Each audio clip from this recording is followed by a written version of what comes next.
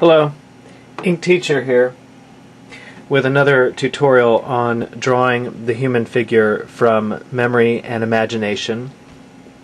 I'm continuing on with tutorials about drawing the human hand, and these are overview tutorials just to get you started.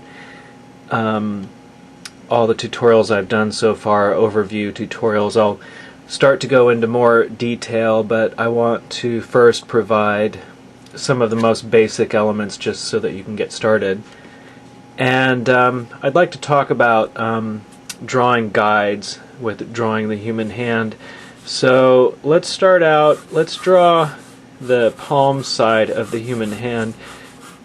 The first basic shape of the hand is the spatula shape, the palm, and I start out by drawing a cube and kind of arc these, kind of warp the cube. It's like spatula shaped. It's usually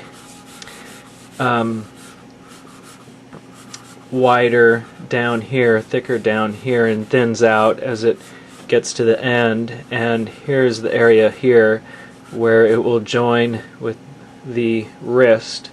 Well, let's have the wrist go back this way, and the inside of the hand, the palm side, drops down below the wrist. So the wrist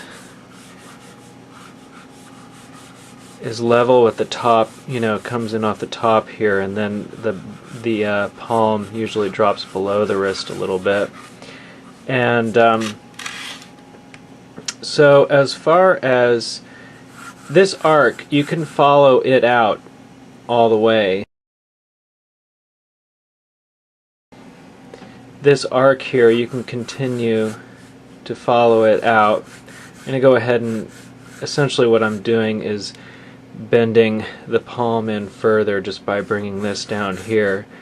I'm going to, just for a matter of convenience, I'm going to have the hand, we're looking at a more foreshortened view.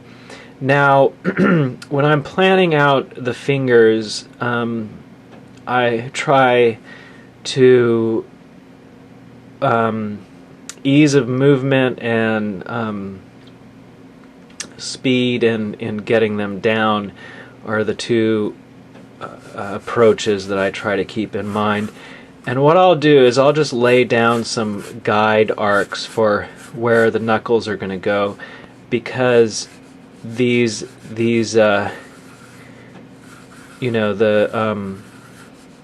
fingers follow arcs, and that's the way you can get rough guides about how the fingers are going to go. And you can draw in the fingers individually. Essentially the thumb and every finger are limbs, and it's best to draw them that way. When organizing how the posture of a hand, I like to start out with more of like a mitten approach.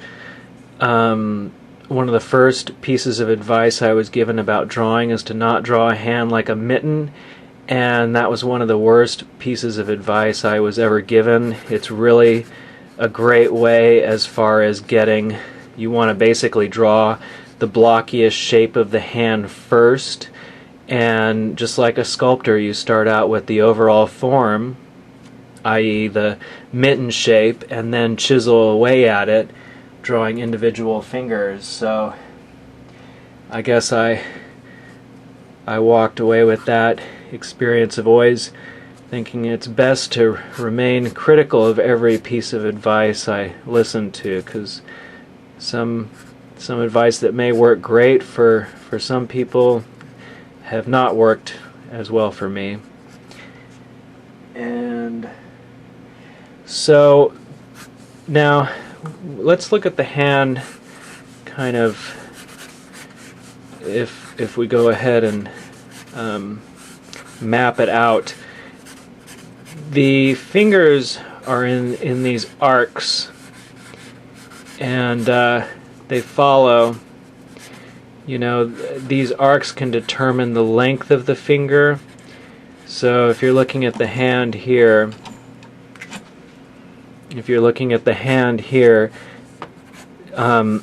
guiding arcs are a great way to basically place the knuckles in space. And I know we're working very much in 2D right now, but I want to try to work with some helpful guides here. But not only that, not only do these arcs determine the length of the fingers, they also determine the way the finger's tendency to go. The fingers move in sort of a cup shape. Now let's look at the hand more from foreshortened, somewhat from the side. If you do these arcs, the fingers of the hand don't just all bend on hinges. You know, they have a tendency to cut. They have a tendency to follow an arc, not only in their length, but in the subtle angle. The pinky has a tendency, its bottom side turns in a little bit. You see, if you look at it from the side, do you see how the fingers they're not all, you know, direct angles, but do you see that arc, the angle? You know, they all have a slightly different direction. You know, as far as if this is the flat of the finger, they're not all on one plane. They're on an arc. And so the angle of the flat of the pinky is going to be at a very different angle than the flat of the index finger. So in that way, in drawing the kind of mitten shape of the hand, it's helpful to use these arcs to not only work out the length of the fingers, but also the angle of the fingers. And that will finish up this tutorial. The reason I'm making these tutorials is to promote my animation work. I'm working on an animated film in episodes for the net, and you can find that at solomation.com. I will be posting it for free and greatly trying to encourage people to see it, so please take the time to watch that animation work. I wish you all the best with your drawing, and have a great day.